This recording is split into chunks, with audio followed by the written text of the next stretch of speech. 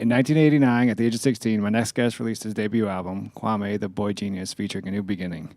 3 more albums after that as an MC and tons of producer credits. Kwamè is still going. Kwamè, welcome to Live with Tim Einenkel. Thank you, man. Thank you for having me. Cool. So, as I mentioned, at the age of 16, you released your first album. And I think what people write that a big thing about that album is that you put featuring a new beginning. Yeah. Which you also produced with Love Bug. The album. Well, go ahead. Okay, go on. I'll let you finish. I was going to say, who were A New Beginning and why have them on your title?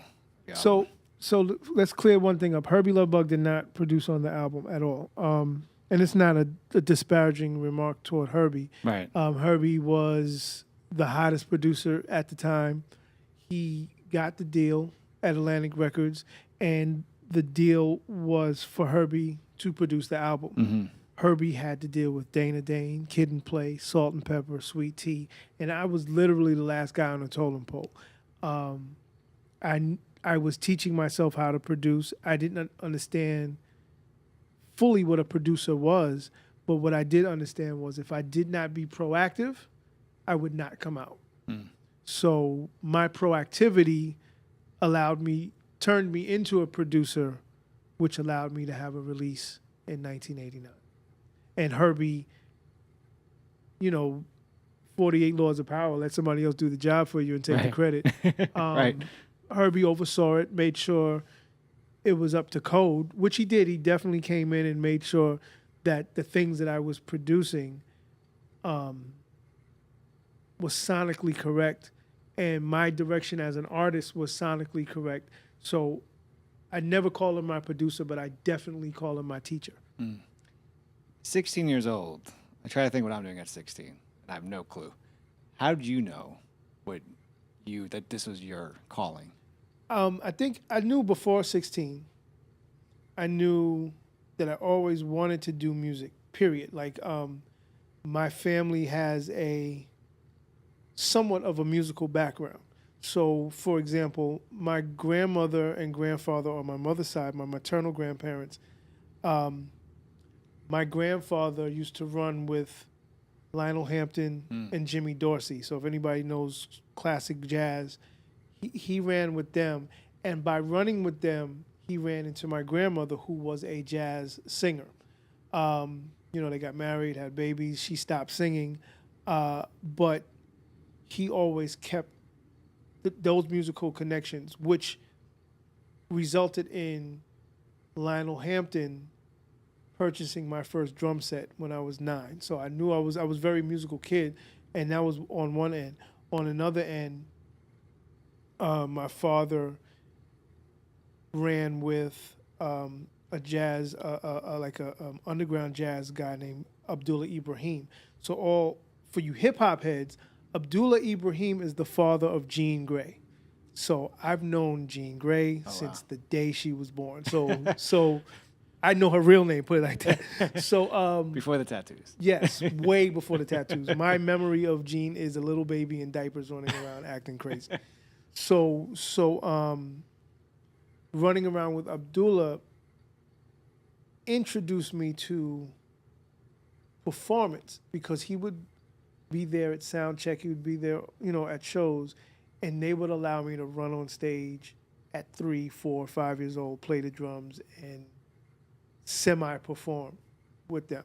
So music there's always a musicality with me, and I took piano, I played the trumpet, I played the drums, and then 1979 hit, and everything changed from that point. I'm a 6-year-old kid playing with Star Wars figures, and on the radio, Rapper's Delight comes on.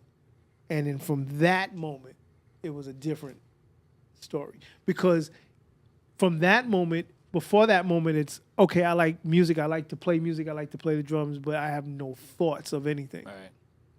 From Rapper's Delight, The Breaks by Curtis Blow, and actually the record, which is my favorite record to this date, Freedom by Furious 5, that was the moment that I said, I want to do that. I don't know what that is, I guess I have to change my name to Grandmaster Kwamè Kwam or something. But that is what I want to do. And so I went down the rabbit hole. I was a breakdancer. I was a graffiti artist. I was a beatboxer. I was a DJ. I went down the hip hop cultural vortex, and that's how I knew what I wanted. What was the reaction from your family when you started to go down that rabbit hole? Well, it was just, okay, he just has a little hobby. You're going to break your neck. Stop dancing like that. Your feet are going to be disfigured. Stop wearing your sneakers untied.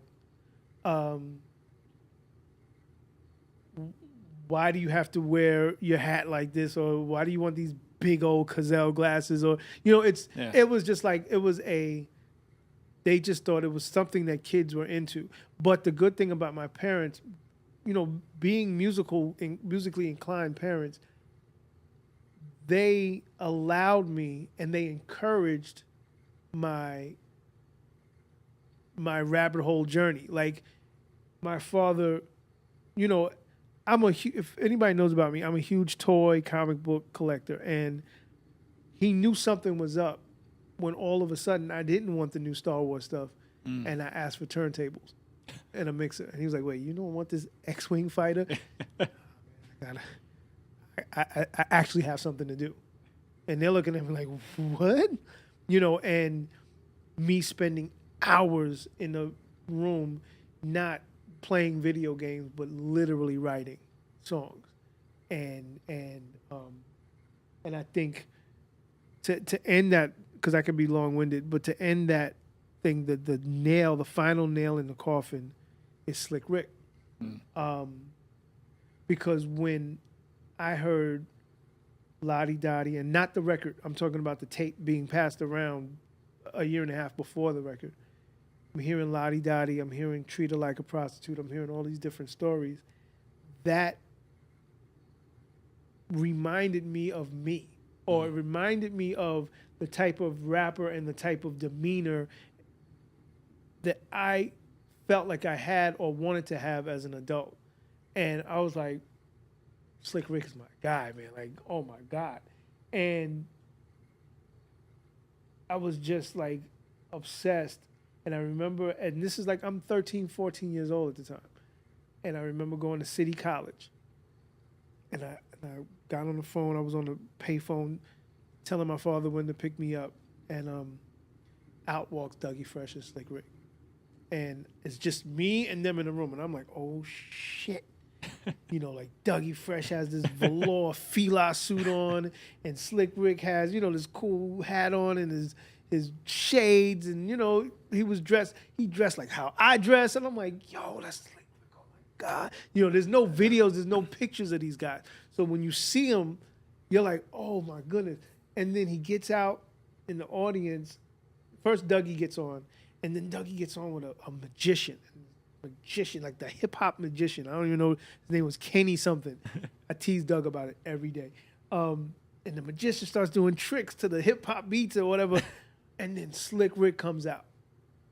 And the girls go stupid. And I was like, that's it, period. I know what I want to do for the rest of my life. I want to do that. Now I can visualize it. Because before then, I've never been to a rap show. I just, I had every record, that was out. I was definitely a record collector and stuff like that, but this is the first show. And seeing that and seeing how cool Rick was and how all the girls, I was like, oh no, that's me. That's me when I grow up. There's no way out of it. And from there I just actively pursued it. So how'd you find your voice? Like, how'd you find the Kwamè that 1989 we were introduced to? How did that? Did you have moments of maybe sounding like other people? Yeah. I was heavily influenced by Slick Rick on one end and Cool G Rap on the other end. Now the neighborhood that I lived in, G Rap was from the neighborhood. He was much older. It was G Rap, Kid and Play, Salt and Pepper, Herbie Love Bug, Eric B. They all was from the neighborhood, but G Rap, his rap style, I was a very lyrical person, and I loved being lyrical. So I think that was heavily influenced by G-Rap. but I love to tell stories, and that's heavily influenced by Rick. So my thing was a little amalgamation of them both, depending on the situation. When if it was like a battle situation, the G rap would come out and I would, go at him lyrically. If it was a entertaining situation like rap, I don't know, rap talent shows or rap, not battles, but what would it be like when you win a prize or something or whatever? Oh. I would do my best story rhyme, and I was very good at both, so it wasn't an issue. I don't think I was necessarily teased about it because I was very good at doing those styles. But I definitely was throwing the Slick Rick English accent on and all this other stuff. And then when Herbie started producing Dana, I was like the Dana Dane groupie, man. Like I knew that Dana would be coming on the train. And where we live in Queens, it's like what they call a dual transportation zone. So you would have to take a train and then a bus. Or you would just have to walk like a good 2 miles to get into East Elmhurst from Corona. So I was like, okay, well, Dana's supposed to be here at 2. So that means he would have to get off the train at around like 1:15. I'll be at the train at 1 and just happen to run into Dana. And then walk the whole 2 miles with Dana just all in his neck he'd be like, oh my God, this little kid, will you stop bothering me? But Dana was real cool, and Dana and I developed a real cool relationship, and I felt like that was my validation card to continue with the story rhymes and stuff like that. And seeing that Dana was a little bit different than Rick, it's like, okay, where do I put my flair onto it? And, so I started finding my voice doing that because now I started to know the people that I'm emulating. And I didn't want G-Rap to think that I'm trying to be like him, and I didn't want Dana to think that I was trying to be like him. So, it was just like, okay, lose the English accent and tell things from your perspective. Mm-hmm. And my perspective was the kid wishing he could be like my song, one of the big boys or whatever, and wanting to be that, but I'm still stuck in this place, and I'm like the odd man out. Where Rick was very braggadocious, Dana was very braggadocious. I wasn't. I was the odd man out. I was the nerd. I was the goofy kid, and tell the stories from that perspective. The last component, I had the worst rap name ever. My rap name was Sweet Daddy, Jazzy K, GQ. That's one name. One name. Or they would call me KGQ. That was the abbreviated name. And Dana and Salt sat me down. And Dana was like, that Jazzy K, Sweet Daddy bullshit is the worst name I've ever heard in my life. Now here, my hero is telling me this. He's like, look, man, your name is Kwamè. I don't know anybody with that name. Right. Just use your name. And I'm like, well, Rick does it. Dana does it. I don't want to be Kwame Kwam. He said, yo, just Kwamè. It's very unique. Just do it. And Salt was like, yeah, man, you're making your own beats. You got these songs. Like, you're like a little boy genius or whatever. And I'm like, boom. Kwamè, the boy genius. That was it. Now, to answer A New Beginning, I still am. Outside of rap, I was a huge Prince fan. And Morris Day and the Time, Prince and the Revolution. Like, I always wanted a band. I never wanted to come out with just me and the DJ. I always wanted a band. And a lot of times in my early performances, I would perform with bands. But A New Beginning was going to be the hip-hop answer to that. Because everybody in A New Beginning was supposed to play a role, a musical role. So since it was hip-hop, the original New Beginning, we had a beatbox, we had a DJ, we had a singer, a male singer, and a female singer, and then a hype man and dancers. That was going to be the group, A New Beginning. And I thought it was just so cool that instead of having interchangeable people on stage, you show up with a squad. Right. You show up with a group. You show up like a unit, and you show up in a unit that's a unique individual, that are unique individuals that still fit your style. So like Native Tongue, that was a unit, and they all pretty much looked and rolled in the same manner. So A New Beginning, that was our unit, and it was like, you know, we're trying to be something new in hip hop. We don't want to be the guy with the fat rope chain. We don't want to be the guys in the sweatsuits, the Dapper Dan suits, or anything like that. We want to be perceived as the misfits, the different kids, you know, because that's what all the music is about. We're the different kids in school. We're not the kids that get picked on because we know the thugs, we know the nerds, but we're the kids in the middle somewhere that sit at our own table, and you just, you know, you hang out with us or you leave us alone. It's one of those things. And so everything was based in that high school mentality, that clique perspective. So, you know, as a 10-year-old kid, I'm watching you on TV on the box. And of course, I mean, you know, I have to say the polka dots stand out, Yeah, right? yeah. Right. And I'm sure you've been asked this many times. But how is that decision made for you in terms of fashion? Well, it's not it wasn't a deciding factor. That's how I dressed. That's how I dressed in high school. Like I said, to go back to what I was just saying, that was my stand apart. That was my you know, way of being an individual. But then also it was a budgetary thing. Like if I had on a white shirt with black dots, I can match a whole bunch of black and white at the time. So that's what was so funny about it. We, you know, it wasn't a decision saying, okay, I'm going to be the polka dot guy. Right. It was never that. It was my coolest shirt to match up my coolest outfit that I could afford at 16 years old. So that one polka dot shirt appeared on the back of my single cover.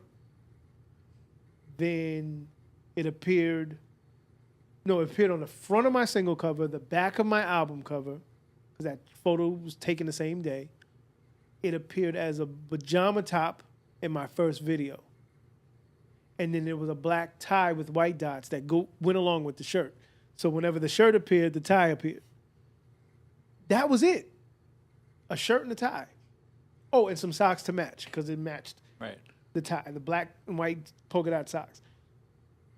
The very first show I did where people actually knew who Kwamè was, everybody was dressed like that. From state to state to state to state. So it was like, you know, it became an expected thing. And my thing was, why not? Prince had purple. Right. I'm pretty much doing a rap version of what Prince was doing. Why not? Why not have a signature? And then I turned it into a whole bunch of adolescent meanings behind polka dots. It was the worst. I had like so many like, I don't know, like I like girls and I like to poke her dot, you know, like stupid stuff like that. Right. So it turned into things like that. But you know, it was really just like a low budget, trying to match 1-2 colors. All right. So you talked Now, not to cut Okay. you off, but No, go the ahead. blonde streak in my hair was intentional. And that was because everybody had random flat tops. And my thing was, I'm not sure that you're going to ever know what my music sounds like. But I will make sure whenever you see me, you won't forget what I look like. Mm-hmm. Because I always understood that a key to longevity as an artist is not just about the record, it's about the style. And I learned that with Kid and Play, being around them a lot. Nobody would remember what Play looked like, but everybody remember what Kid looked like because his flat top was so distinct. And I was like, well, I can't do what he's doing. I'll just throw a big old blonde streak in the middle and you're never going to miss that. You know, and 30 years later, I see kids walking down the street with big old blonde streaks in their hair. So, hey, something worked. You moved. You talked about the early days in jazz and Lionel Hampton, and I read your allmusic.com biography, and I hope it was correct. well, something else that stands out is that it says, like, quote, hanging out as a kid, hanging out with Stevie Wonder. Or Oh, something. yeah. What was two things? Like, did you know, or were you able to, I guess, at that time, as a time as a kid, appreciate like who you No. were surrounded with? No. And then, when did that hit you? That kind of you realize, holy shit, I was. I was a full-grown adult. Like Stevie Wonder. Using Stevie Wonder as an example. His music is just a normal part of my life. I do not remember a time where there wasn't Stevie Wonder playing in the background. Whether it was me as a baby, as a regular kid, as an adult, to this moment. There's never been a time where either the Innervisions album, the Talking Book album, the Songs in the Key of Life album, the Hotter Than July album has not been playing. And there's other albums around that, but those four, if I had to pick, okay, give me a top 4 album list, those were the top 4, and then everything else falls under that. Right. So his brother Milton was dating my aunt. So Milton was always around. And it was like, okay, that's Stevie Wonder's brother, but it's also Uncle Milton, right. Play Uncle Milton or whatever. But I never thought of it. Like he was like, hey, my brother gave you this harmonica. And I'm like, okay, a harmonica.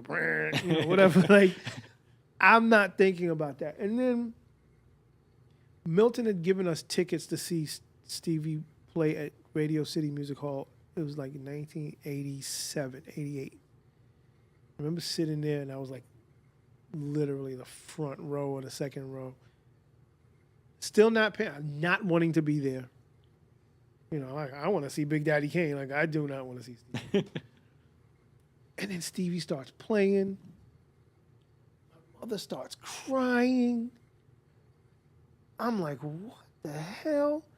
And I just turn around, and I'm in Radio City Music Hall, so the capacity is like 5,000 people.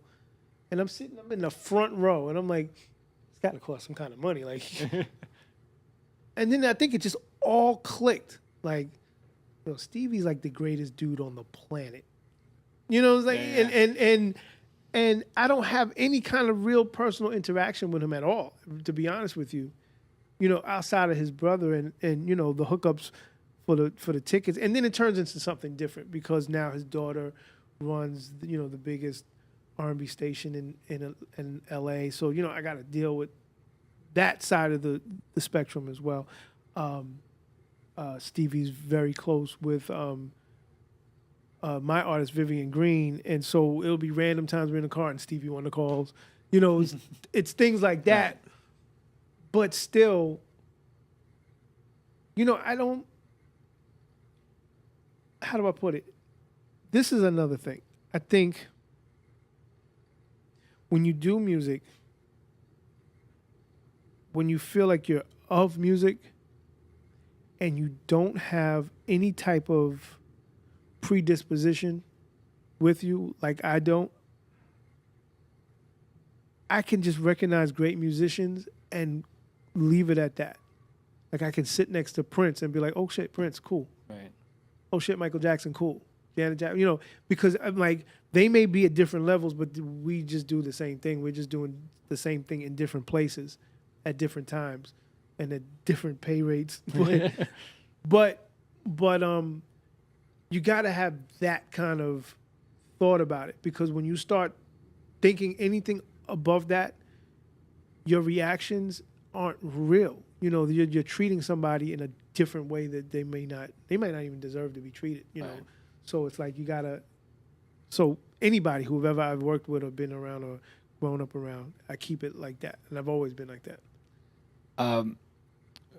When we talked before, we talked about Elmhurst, yes. And where you grew up, and you mentioned the array of like artists that came from there. Yeah.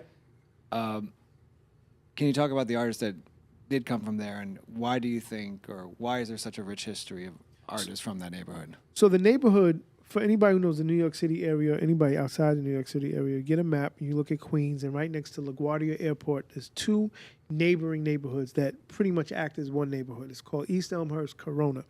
And I want to say late 40s, mid to late 40s, I think you had a lot of artists that were in the New York City area living in Harlem or living in the city. And I think when economics and race relations started to improve for black people in New York, or just black entertainers, they started to move out to what we consider the suburbs. And a lot of entertainers moved to Queens, moved to that part of Queens because it's literally 10 minutes from the city. With no traffic, I can literally be in any part of the city 10, 15 minutes from that part of Queens. And pre-LaGuardia Airport, it was a lot of the homes were waterfront properties as well. So if you were doing well at that time in the 40s, it was kind of cool. You have a house off the water, you're in Queens, Queens was like a little sexy neighborhood, sexy borough to be in outside of, showing that you were established. Also, back to race, that area was very tolerant to interracial couples. So a lot of black entertainers were in interracial marriages and stuff like that, and they moved there knowing that it wouldn't be an issue being there. So you have that component as well. So the names that I can rattle off at the top of my head, you have Louis Armstrong lived there. Baseball legend Willie Mays lived there. Also, the Mets played right there. So, he was on the Mets, so it makes sense to him to live there. Ella Fitzgerald, Harry Belafonte, an array of different actors and actresses, other jazz, and there's a lot of jazz greats. So I can go down the rabbit hole of like obscure jazz artists that live there. But one cool little factoid, there's a jazz artist named Jimmy Heath. Jimmy Heath is a jazz saxophonist. His son is R&B legend Mtume, who made the most sampled R&B record of the 80s, Juicy Fruit, Biggie's Juicy, and all. He made that record. And then Jimmy ended up being my landlord, so it was like... you have a lot of artists that come out of Nancy Wilson. My mother would kill me because she like lives for this stuff. and then the 80s comes around. Oh, Martin Scorsese's from the neighborhood. Madonna lived in the neighborhood. When she moved to New York, she moved to the neighborhood. And so then the 80s show up, and you have rap, a lot of rap history. So you have, like I said, Kid and Play, Eric B. and Rakim, Cool G Rap DJ Polo, Herbie Lovebug. By coincidence, Herbie Lovebug's girlfriend is Salt, her best friend is Pepper, so they're always in the neighborhood. Salt might as well have lived in the neighborhood. Then you have myself. Then you have, and then there's a neighborhood right after ours called Flushing. So if you want to expand it into Flushing, you have Large Professor. Also in Corona, you have his group, The Main Source. You have Beat Nuts that are in Corona. Drez from Black Sheep is in Flushing as well. So you have Royal Flush. You have Mike Geronimo. Neek the Exotic. These are all of us are in the neighboring 3 neighborhoods. So there's a lot of hip hop out of there. And I don't know, I don't know. The neighborhood has changed drastically. Like, drastic. It's mostly Asian, Pan-Asian, meaning, whether it's Indian, Chinese, Korean, South American, Central American. So you get it's just a lot of that now. So who knows what that neighborhood will produce Right. from those communities. You're obviously, I mean, like I said at the beginning, you're obviously introduced to us as an MC, but now you're just an incredible producer. Thanks. You look at your credits and it's unbelievable. Who, off the top, who influenced you, not as an MC, but as a producer? And are there producers that you kind of currently follow, on if it was the age of social media, on Instagram or Twitter, or just kind of follow closely to see what they're doing? Well, my heaviest influences as a producer are Stevie Wonder and Prince. That's top two. And Quincy Jones. Quincy Jones is, of course, the go-to thing, but my thing with Quincy is a little bit deeper than that because I understand what I enjoy about Quincy is that what I try to achieve, he has achieved. Like his production credits go from 50s, 60s, 70s, 80s, 90s. That to me is a quintessential producer. I'm not into the hot dude with the hot beat. So that goes into your social media, who do I follow thing. I don't follow any producer like that.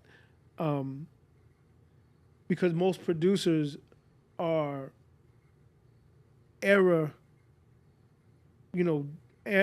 centralized. They're like, okay, the dopest guy in the 90s was the dopest guy in the 2000s was blah. Like I'm not into that. Like I'm not here to. I don't want to be here for an era.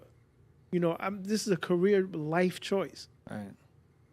And with life choices, you make life changes. And so my first life choice was making golden era hip hop. Then it went into something else, and then it went into R&B, and then it went into film and television. So, that's why I look at a guy like Quincy Jones. But the influence of Prince and Stevie Wonder is from an artist's perspective, because as an artist, I didn't know what a quote-unquote producer was. I just knew that my favorite records for my two favorite artists said written, produced, arranged by, and performed by Prince or Stevie Wonder. And I knew that Prince got that from Stevie Wonder. So I'm like, I guess I got to do the same thing. And then it turned into a disenfranchisement with hip hop, because I started to find that my favorite producers were fake. They were just slapping their names on some kid who's busting his ass in the room making a beat, and you're slapping your name on it, and now you got a hit record, and you're still the quote-unquote greatest producer alive at the time because you bought a $500 beat from somebody. Right. So a lot of hip-hop and R&B guys, I just don't respect. I'll be honest with you, I can't do it. And I don't know who's real and who's fake, and I think that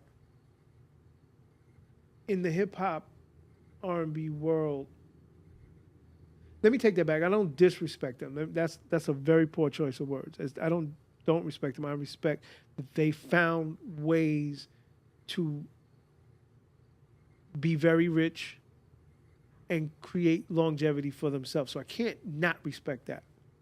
I don't respect, or I don't like the lack of craftsmanship. You can be an executive producer and let this new guy live and grow. Right. So I don't understand how age and money stops you from being creative. I just don't get it, because I see 80-year-old jazz musicians every day, dope as hell. Singers, any other kind of instrumentalist. What, you can't make a beat because you're 40? Like what? So I don't get that. So it's kind of hard to follow. And then with the age of social media, I believe that the creation of music should be a very special, private, sacred thing, because you're putting your whole creativity out there. So I don't like to see producers making a new beat today and they're on Instagram Showing the beat. giving out this shit for free. Like, what is wrong with why? When did you become a hoe? Like, what happened? That's hoe moves to me. Yeah. I'm sorry. That's pure hoe move. And it's like, because everybody tells you that you should do it to stay fresh. So if I lack following because of that, I'm never going to do that. If I'm showing music, it's for your consumption. I don't, unless I'm giving a tutorial about something or somebody's doing, that's cool. But, you don't have to do all of that. I don't know. It's a turnoff for me. I'm sorry. And, no disrespect to producers that like to do that. And they'll say, well, I just make another beat. Like, you're just putting your stuff out there to get jacked. Super jacked. Right. Like, why, and I'm from that era. Like, you got to be original. You shouldn't jack anybody's thing, come up with your own stuff. So I think that's the only old school thing that super sits with me. And I don't know. I just, but there are people that I like. I do respect. I respect, like, newer kids when I hear like, even like trap stuff that I don't necessarily mess with, but somebody say let's say a Mike Will. I respect that he created a sound that everybody likes to follow. Right. And my favorite producers, throughout the years has always been, of course, a Primo, of course, Q-Tip, of course, Pharrell, of course, Dre, when like Dre was really making his beats. There's been just a lot of different people that I appreciate, and I do appreciate when you come with your own sound. I had a conversation with you about Dilla, that my appreciation for Dilla came later after researching Dilla. I understood that Dilla had his own sound. I appreciated it for what it was at the time that it was, but I have an extra special appreciation for it now, seeing how broad it was. And I appreciate the producer that tricks me. Right. I don't appreciate the producer that tricks me because you took somebody else's beat and you put your name on it. So what is your production consist of? I mean, is it live instrumental? Is it 808s? Is it samples? I think I try to. Well, I try to make myself. I feel like I want to be like a tailor, and my production will consist of whatever the artist that's put in front of me requires. So if somebody just requires an electro sound, I'm pulling out that. If it's a classic, like a contemporary R&B stuff, I try to find the elements that make that work. I want to be able to make things that custom fit to an artist, but yet there's something classic about it. Like if I had to be anybody, I'm like the Ralph Lauren. I want to be Ralph Lauren of or J. Crew of producers. Meaning there's something contemporary, but there's always a classic fit to it. So when I say that, whatever the genre of music, I want to make sure that there is some sort of human element to it, meaning whether it's a great keyboard player, whether I'm playing a keyboard, whether it's a drummer, whether it's a real string player, real guitar player, something, there's a human element to it because that gives it a classic feel.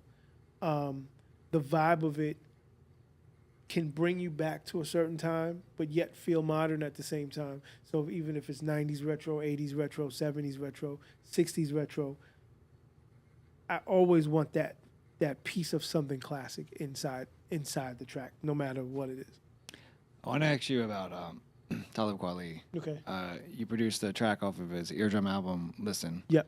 And I want to ask you about him because I always felt, and you read interviews with him, and I've interviewed him myself, he's he knows his music. Yep. Obviously, I mean, what he grew up on, he was very influenced by jazz, and we're at a time, there's a question here, we're at a time now where, like yourself, you grew up on jazz, we're at a time, and started to grow up on hip-hop, but then we're at a time now where hip-hop, kids are growing up on rap music. Yep. It's not necessarily jazz music. Yep. As a producer, is it easier? Is it harder to work with a musician or an artist that has grown up on just rap music versus like a Talib Kweli who's grown up on so much more other music? I think, well, working with somebody like a Talib, it's a mutual respect, eye to eye thing. So you can have a certain type of conversation. Working with a kid that just grew up on hip hop, it's a teacher student situation. So I think you take it's a case by case basis. With the times that I worked with Talib, I think Listen was the record that was released, but we did other records. And his manager at the time was a good friend of mine. So we've been around each other, and the discussions that we have based on music, which result into music, like I said, it's from a equal playing field perspective. I'm not going to say it's difficult. It's just different. Trying to work with a newer generation artist, because a lot of times you have to weed through how serious this artist is. Now, to give you a better perspective, going back to Talib, let's just say Talib was a slacker. He's not, but just say he was. An artist like Talib who's a slacker, the things they slack off on would be maybe a woman, maybe smoking, maybe drinking. But when they come to the studio, there's still a perspective that they'll have. They could be late. They could be, slow to work, but they have a perspective and they know why they're working. Where a younger generation slacker, and I'm giving the worst case scenarios because the best case scenarios are all the same. Right. Somebody about their business, they're willing to listen, learn, and work. So worst case scenario, that slacker, there is a different element to slacking now, because current rappers, they make 10 times more money. Right. They take 10 times more drugs, and they have 10 times less of an education of the music that they're doing. So all they care about is being in the right now. And a part of being in the right now is a lot of slack time. So it's very difficult to make those kind of records. When they get done, they get done. And I tried. I'm not the person to put myself in those arenas with those type of records being made. And I don't know if this is answering your question, but it's just such a different thing. And with a lot of money and a lot of idle time and a slacking mentality, you can only imagine the amount of work that does not get done. Right. Now, on the flip side of that, there's a flip. People from maybe Talib's generation on back, or, up into the mid to late 90s, we, from that generation, we had a set amount of songs and ideas and stuff that we just wanted to do. So when we reached our goal of doing that work, we go off into doing other things. With the new kid,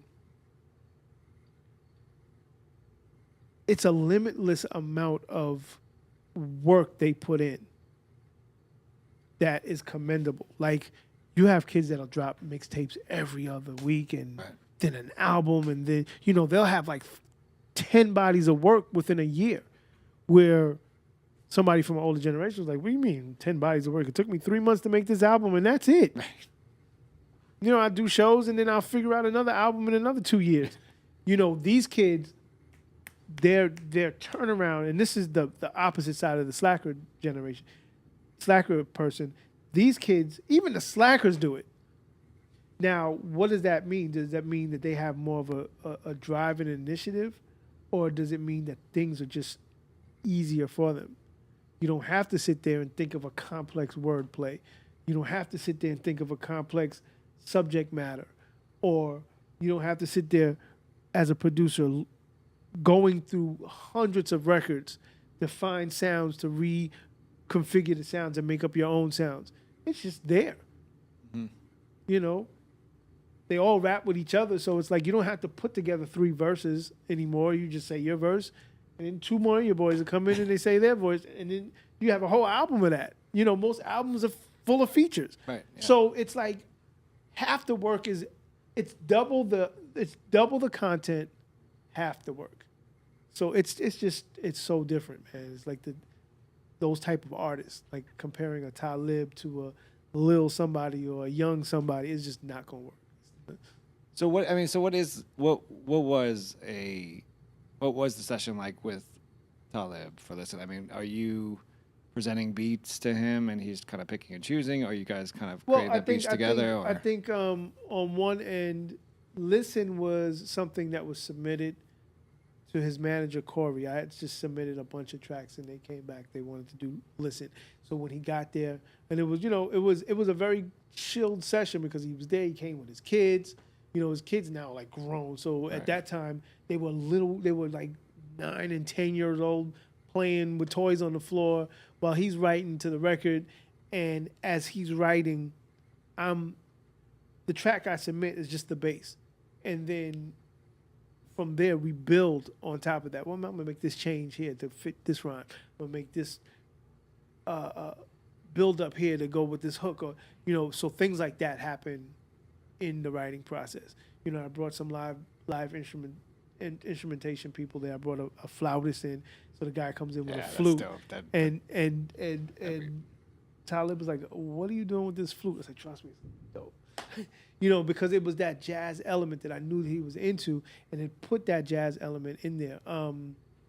I believe, I'm thinking about the record in my head, I believe after he left, I added live horns to it, and just different little live instruments. The bass was live too. So I added live components to the record during and after his part was done, just to give it depth, because he's an artist that deserves depth in his records. Not, High Tech gives him records with depth all the time. Those are very dope records that he gets from people, and Kanye gave him records that had depth at that, during that period. So I just thought it was, the right thing to do for that artist. When you're working with the artists on an album, and let's say, I mean, you didn't do the entire your drum album, you did a track, but when there's a concept to the album, like, I feel like your drum was really about. I just listened to it this morning, so it's about kind of Wally reproving himself, to tell people who he was. And he does it with the VOs, the vocals of fans talking about him, whatever. Yep. Are you supposed to know that?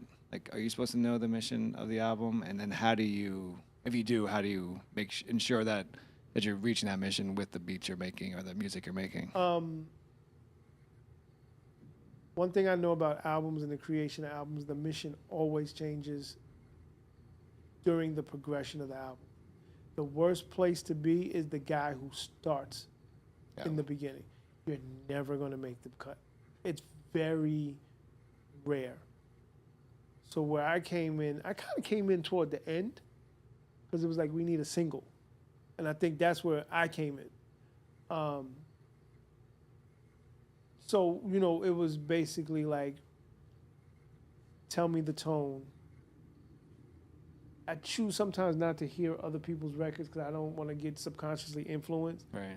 But it's like, tell me the tone of the album, tell me the direction, tell me where you're trying to go. And it's usually a conversation with the artist. Say if it could be 2 studio sessions, 3. The first studio session is usually listening to music and talking. Studio session number 2 is you pick something you liked and you start writing and recording. Studio session number 3 is you had a week to listen to it and now you want to perfect it, and so we go into perfection mode. So that's how that worked out. And I think mostly every project I've ever done has worked out that way. What I've never done, I would say 90% of my work has been artist to artist, producer to artist, producer to somebody very close to the artist. And that's how I end up being on the project, or artists reaching out to me. The A&R route, sending beats and going to the label and doing a beat meeting, for me, never works. It never works. They never get it. They look at me like I'm a Martian, and I never get the job. But artists understand. You can talk to an art. Like I think that's the unique thing about me as a producer. I can speak to an artist, and in their language, and I don't come across like a suit. I speak in their language, and we create from that point.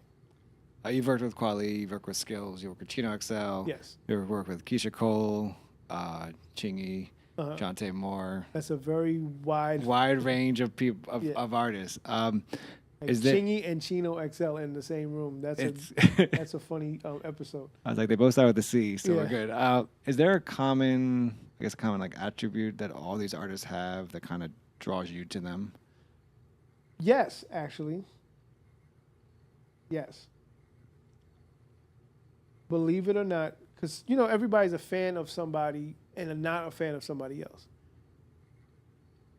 Believe it or not, everybody who I've worked with is great at what they do and how they do it. Keisha is a very passionate songwriter. And she puts that passion in her records, whether you're a Keisha Cole fan or not. She's 100% passionate about what she does. Chino XL is a very passionate lyricist. He is great at what he does. Skills is great at what he does as a lyricist as well, and he's a passionate songwriter. So I think everybody who I've ever worked with had a passion and a want for their thing. Even a Chingy, where Chingy may not have the quote-unquote hip-hop credibility or whatever, but working with Chingy, we started working because we were working on a soundtrack for a movie. And I didn't know what to expect working with him because I wasn't really a Chingy fan like that. But he wanted to be better at what he did. He wanted to, not just be the party guy, and he knew how to be a lyrical guy at the same time, and he knew when to dial it back and fit the role, and he was good at that. The top of that whole list is working with Will Smith, where people would tell me, "Don't do it. He's so corny." But I've never seen anybody so passionate and dedicated to their work. If he wasn't, he wouldn't be the quote-unquote Will Smith that we all know that he is. So just because he's not Rakim or Jay-Z or whatever, that doesn't make him any less passionate and skillful at the things that he does. He would not have sold tons of millions of records. Even the album that we did, which was, up to this date, his last record, and the single that I did up to this date, his last hit, whether you were in the 50s, when the record came out, everybody was in the 50 Cent and Jay-Z and all that stuff. Right. We still had a #1 record in 15 countries around the world because we were both passionate about the song we were making. And so I think that is a common thread that all these diverse artists have in common. And I think that's what draws them to me and draws me to them. Because, it's so funny. And I'm not really, I don't like to name drop or anything, but I got to use this quote. I was randomly out to dinner with D.L. Hughley a month ago. And I never met him before. It was the first time meeting him. And he's like, I want to tell you something about you as a producer. The one thing I noticed about you as a producer is that I can tell that you try to do your best job with anybody you produce. Just listening to music. You may not be Timbaland, Dr. Dre level or whatever, but you can tell that you didn't just give away a beat. And I think, and I accepted it and I appreciated it and I never really thought about it, but it's the truth. And I think every artist that I've ever worked with, big or small, put their best foot forward. And we both put our best foot forward. And luckily, I've never had I never had a slacker session. And that's what I appreciate. Is there obviously you have a huge list of artists you've worked with. Is there like a bucket list of 3 artists that you wish you work with or want to work with maybe in the future? Well, one had to get off the bucket list. I definitely wanted to do some sort of collaboration with Prince. That was always top of the bucket list. Then I met Prince. And then I want to do a Black Thought record, or if you want to call it a Roots record. I mean, would you want to do the entire band, or would it really just be a solo? I don't know if I would be allowed to do the entire band. And I'm saying this very candidly because I personally know all of them, and one of my best friends is in the band. 2 of my good friends, so I can say that and not get in trouble. But if Black Thought, if Tariq was to do a straight up album, like I like what he did with him and Ninth Wonder, I would love to do that with. And that just feeds my need for quality. It's not a chart chasing thing. It's like a need for, like, I can walk out of the room like it's something I'm proud of. I have, but I would like to do a record that comes out with Jay-Z. Not for the Jay-Z fanfare, but for the fact that I've known this guy since '89, and it's like seeing the growth, seeing the progression, seeing where he takes records when he needs to take them to the places he takes them, and sometimes he takes the mainstream route. I would love to do a few records with him that actually make the cut. Like I said, I've done records that haven't made the cut. Would there be would the record be a certain era Jay-Z, or I mean? No, it would be. I would want it to be Jay-Z at however old he is at the time, telling things from his perspective of where he's at in his life. Like, I don't want to make, no disrespect, but I don't want to make the DJ Khaled Jay-Z record or the Migos Jay-Z record. I'm never want to make that. I want to make the record that Jay-Z wants to make but doesn't need to make. That's the record I want to make. I don't care. We could both be 2 old men, figuring it out. Right. I would want to do that. And that's kind of what I always wanted to do with Prince. Like, when I was a kid, I was like, I always want to work with Prince, but I want to work with 60-year-old Prince. And it's crazy. Like, he almost was there, and then he dies at 57. Right. But I'm talking about as a 14-year-old kid listening to my favorite album, Sign of the Times, and I'm like, I want to work with Prince, but he got to be an old guy. He got to get, all this has to end. All the, Prince, the pop star, is just like him in the studio just wanting to just drop whatever he feels like dropping, because then that'll be a truthful session. It's not, you're not chasing a radio. And I had an understanding of that as a kid. So I think all the people, I tell this man this all the time. I call up Big Daddy Kane and I say, well, when are we going to do an album? Just because, I want to do a Big Daddy Kane album. I want to do a Cool G Rap album. I want to do a Slick Rick album. Those are my idols. Right, yeah. Like, I want to do albums on them just for the sake of doing it. It's like, Rick, just tell some stories, man. Like, I got some dope beats. You got some dope stories.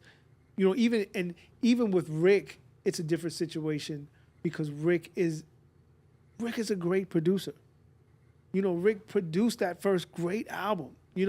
Other names were slapped on some records, but Rick made those beats. Outside of maybe like a Bomb Squad beat or whatever, but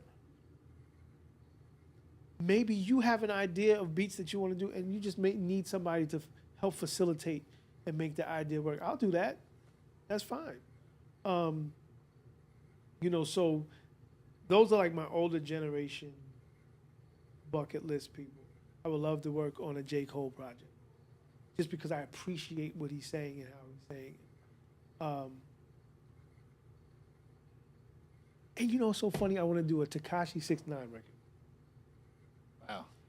I really want to do a 6ix9ine record, not because of all the fanfare. I want to make a legitimately dope record that the people, even the people that don't mess with him, could say, "Yo, this record is ill."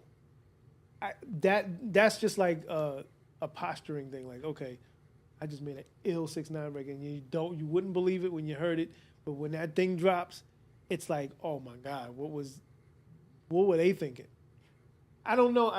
It'll probably never happen. But what I'm saying is, that's just like my weird moment that I want to do. And then there's a bunch of like, I guess my bucket list is getting long.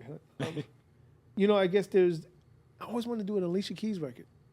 I always wanted to do one. Mary J was on my bucket list. I scratched that. Who else though? See, my artists are weird. Like, there's an artist named Feist. I want to work with Feist so bad. Like, most people won't even know who Feist is. Feist is this French-Canadian alternative artist that is just dope to me. I love the Black Keys. I want to do a record with them. I love this other group called Alabama Shakes. I want to do a record with them. Just it's all over the place. You can't pin me down, man. And I want to do a film score for a superhero movie. Anyone. I will body it. Now that's when I start to brag. I don't brag about anything. Give me any superhero soundtrack. Good. Bodies on the ground. When did you get into that? When did you get into composing and? Always. I always wanted to do it, and I think I fell into it by accident. I did a record for R&B artist Tweet, and a music supervisor loved that record and asked would I be interested in doing records, for some films and stuff. And I think the first record that I did before that was this HBO movie called Dancing in September. And the soundtrack got nominated for an Emmy. I was like, oh man, I'm about to catch an award and out of nowhere. And that's how I kind of got into it, but I was still approaching it as an artist. So I was just making Kwamè records for that song, for that movie. But then the first official thing was the film Step Up. And I sat with the director and the music supervisor, and they came to a studio session. And if anybody's familiar with the movie Step Up, the director, Ann, was like, we want to make the lead character kind of like you, if you really think about it. Like, so that I was pretty much like a consultant for Mario's character in the movie. And then they would give me scenes, and then I started composing stuff for the scenes. And then from there, I was like, this is kind of dope, because it's challenging work. It's challenging because making a record, you're just kind of on an open playing field. But doing films, it's like they give you a 10-second scene, and you got to figure it all out in 10 seconds. You got to do your changes. Like, for example, there's a Sandra Bullock movie, The Proposal. Sandra Bullock, Ryan Reynolds. And he sent me this scene. And it's so funny because it came on TV the other day and it gave me like PTSD. They sent me this scene. Sandra Bullock is in the forest. And it's her and I think Betty White. And they're in this forest. And she's supposed to be doing a fertility dance. So when they film it, the scene that I get is like straight raw film. It's nothing. She's just making up whatever at the time. She's dancing. She's singing stuff. And off the top of her head, she starts singing Little John. She's just bugging out. So they say, okay, we need you to put a beat behind that. We need like a tribal beat for this 15-second dance she's doing. I said, well, she's singing Lil Jon. Can I just make like a Lil Jon? No, no, no. We're not going to license that record at all. It's bad enough she's singing to the window, to the wall. I'm like, all right, well. And I'm thinking, how does Sandra Bullock even know this record? So I'm making these beats, and I have like conga players in the thing, and we're doing it. And the way she's dancing, she's not on beat. So we have to look at her and make this music go fast, slow, medium, all in 15 seconds. Send it in. Just for when the movie comes out, it's the Lil Jon record in the background. So it's weird. The other day, I hear her doing the dancing in the back, and I never saw the movie. So I'm like, how the hell did you get that thing? I was like, oh, the movie's on. That thing took 2 weeks of my life. I will never forget that scene. I never want to hear it again. But the challenge is great. It's like, I love it. I love the challenge and the musicality that you could put into it. Simplicity. There was one thing, there was a movie called Beverly Hills Chihuahua. And it was so racist, man. Like I'm glad I didn't make this cut. And the good thing is, if you don't make the cut, you still get paid. Oh, no. But they wanted me to make a beat and rap like the Chihuahua in a Mexican accent.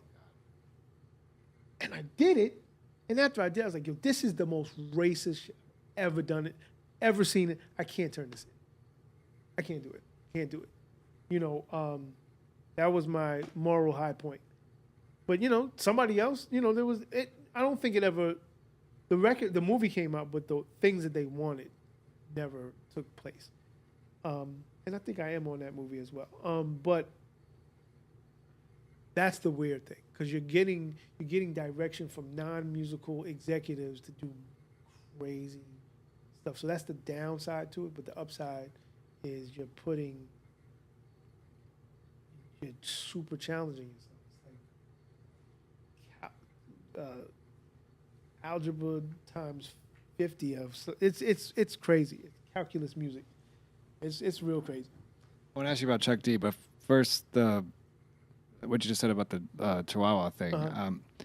As a producer, how much does lyrical, not just the flow of something of someone, but the lyrical content play a role for you? Are you supposed to, not to be so extreme, but are you supposed to care what the person's saying? It's my job to make sure that it's good. See, it's a lot of the difference between a beat maker and a producer. A beat maker hands a beat in and lets the artist run wild. A producer reins the artist in and makes sure that the artist is doing the best to their ability. So if an artist has a rhyme and it sucks, you have to tell them it sucks. It's up to you to do that. If you don't do it, the audience doesn't know, but the inside business knows that you're not a good producer. And your work gets penalized for that. So it plays a big role. And then on top of that, if you're not good, I'm not interested. And if I'm not interested in the studio session, I tune out immediately. And then the work suffers. Or the work suffers at that time, but then it turns into me having to make up for it by throwing a bunch of bells and whistles on the record, and somebody can't sing, auto-tuning, and somebody can't rap right, moving, making sure their stuff is falling on beat. And so the more talent, the more interested I am. So when I told Chuck that I met you and I sent him a text, Yeah. I met Kwamè. He's like, oh, boom. Yeah. And then he said, we used to call him the Prince of Hip Hop. One, did you know that? And two, what's your reaction? I think it's weird. I never thought anybody would think that. And I never, even though I'm heavily Prince influenced in the back of my mind, but I got to give a Chuck D story. Two, actually. That was my next question. Yeah. You told me to remind you. Yes. Two Chuck D stories. The first Chuck D story, it's a Chuck D / MC Hammer story. When I first came out and had 2 records sold, for some reason, I had a chip on my shoulder like if I had sold 20 million. I do not know why. I felt that I think it was a defense mechanism. Honestly, I thought that I was dope, but I didn't think anybody else would think I was dope, so I needed to act dope. And the first tour I was put on was a Public Enemy NWA tour. And Public Enemy, well, if anybody seen the Straight Outta Compton movie, that tour that they were on, I was on that tour. And it was Public Enemy, NWA, MC Hammer, Eazy-E. And I remember being in the lobby of the hotel and like standing there and just like posing, like literally posing. It's so like corny, man. It's just, and I remember my radio rep saying, yo, you should say hi to Chuck D and them when they come in and thank them for being on, letting you be on the tour. And in my mind, I'm like, I'm not saying hi to nobody. I'm Kwamè, man. I'm not going, like 17-year-old asshole. And then in comes Flavor and Chuck. They immediately come over to me. Oh, man. And they give me a hug. And they're so gracious and ingratiating. And I'm like, here are these guys, platinum selling artists. I'm on their shit. And they're treating me like this. Right. You would think I would learn my lesson. Literally, a couple of days later, same thing. We're in the radio station. MC Hammer is already in, like, he's doing an interview, and I'm next. And I'm a New York guy, so I'm super lyrical. If it's not Rakim, Kane, G-Rap, I don't want to hear it. Right, yeah. I'm never going to like MC Hammer. And then he has a record dissing Run DMC. I'm not rocking with him. Oh, you should congratulate him. He just went gold. Like, this is before he went 20 times platinum. He just went gold. I'm like, oh, hell no. And I said that. I was like, no way. I'm never. Hammer comes out and kneels. He's like, he gets on his knees and he's like, yo, Kwam, we love you in the Bay, man. Yo, man, we love your records, man. We bump your records all the time, man. It's such a pleasure meeting you, man. And from that moment, humility has been my middle name. I've never had an air about myself, but it was based on a literally 2-day experience with Chuck and then Hammer to totally bring me up to speed. And whenever I see Chuck, it's always a great word of advice.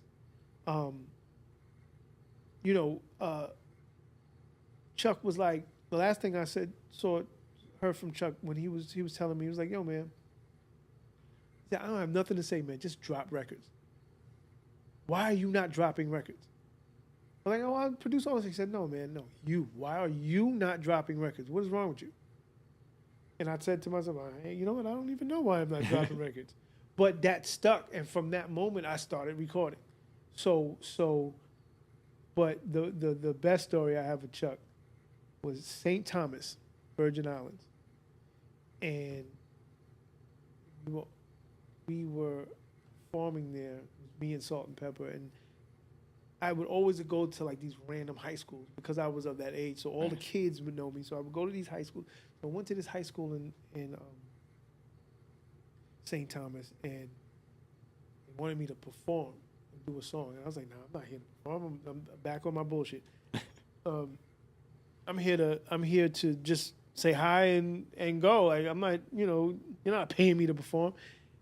And this one kid was like, you're not going to perform? I was like, well, Chuck D would have done it. Chuck D was here, and he would have done it. He did it last week. You can't be like Chuck D. And then all these kids were like, Chuck D would have done it. I was like, you know what? Give me that mic, man. You're not going to have Chuck D stand me up. But, it was back to the humility of it all. And that's where I hold Chuck in a secret, a special place, because he just reminds me of being as humble as you possibly can. So, that's my Chuck D moment of the day. This is my last question. I know we've been talking for a while, so I appreciate this. Two things. Has your mission, when you first, 1979, first heard it, has your mission in hip hop or just in music, how has that changed, or has it changed since when you first started in 1979 to being an MC, being a producer, to now? I don't think it's ever changed. I think I've had visions of grandeur at times. Like, I always wanted, I think that starting out, I wanted to be the biggest thing ever. I think most artists want to be that. I thought that what I was doing was going to change the world in some way, shape, or form. But then the world did change and didn't change where I wanted to change. It turned to something else. And I learned how to adapt. But the feeling is still the same. I think I'm still as energized as I've ever been and as inspired as I've ever been and curious about music as I've ever been. And then on the flip side, and it's not a negative, I still feel like 100% an alien when it comes to the landscape of music. I still feel like the outsider misfit guy. So I don't think I don't know if my mission was to ever be the insider. Right. But so those missions being the same thing, or those outlooks being the same thing, I think has been a detriment and an asset. Detrimental because sometimes you have to get out of the original way you think of things or the way you feel about things. And if you keep feeling and thinking one way, you stunt your growth. And I think sometimes that I'm so busy in my musicality, I don't see the growth that I've made. And it is a lot of times where I need to check myself, and then I look back at the landscape like, oh shit, I did all of that. And I still feel like the kid at 1979. I literally do. So it's weird. I don't hold on to moments. I just keep going. And so I think the mission has always been the same. And, the personal mission, my mission was always to be like, I always wanted to live a comfortable life in the sense of not Bentley, Ferrari comfortable. I just want to be able to buy my comic books. I want to be able to buy all the vintage toys I like. I want to be able to live in the type of place that I like. I want to be able to drive whatever car I like, and it's never going to be something outrageous. Buy as much clothes as I like. That's the juvenile aspect of it. But then it turns into, well, I just want to be able to make sure that my mother's getting older, that she has nothing to worry about.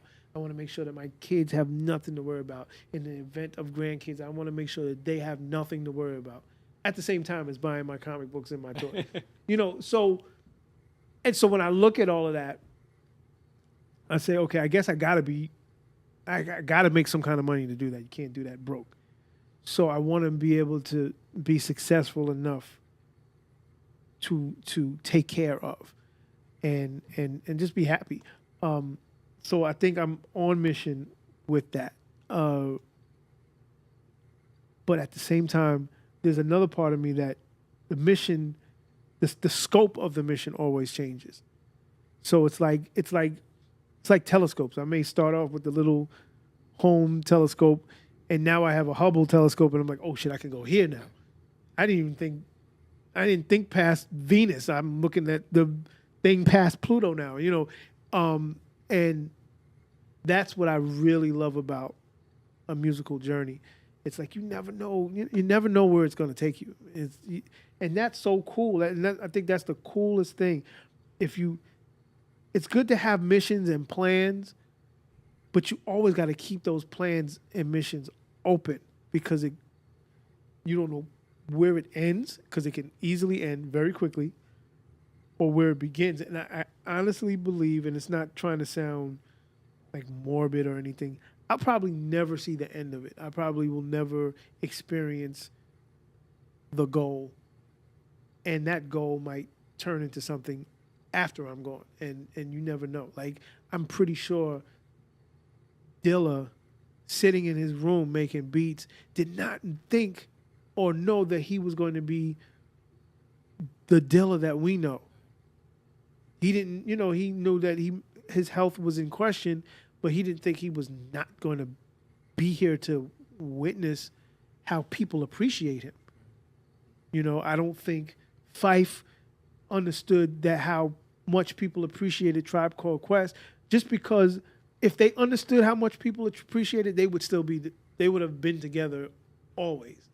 But it takes the lack of health for Phife for them to even start thinking about it, and the passing of Phife for it to really come together and come to a close. And it's like you don't think about that kind of stuff. You think Prince thought about, well, I think he thought about it, but I don't think he really thought about playing a concert in Atlanta and going home and dying in his elevator. You know what I'm saying?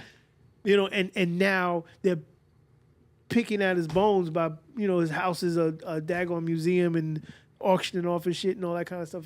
He would have never wanted that to be the end of what he did or what he does. It could go for anybody, Michael Jackson, anybody who, when they end, you never know what the real end result is. So it's like, I just stay on course, man. I just try to keep as fresh as I possibly can. Don't sound like the grumpy old guy, because I know I'm getting older now, and it's like, I don't think so, but I know I am. And just keep it rocking, man. Try to do as much as I can. It's Kwamè, MC, producer, legend. Thank you. Kwamè, thank you so much for joining me at the library with Tim Einenkel. Yes, thank you. Thank you. Cool. Thanks so much for doing this, man. Thank you.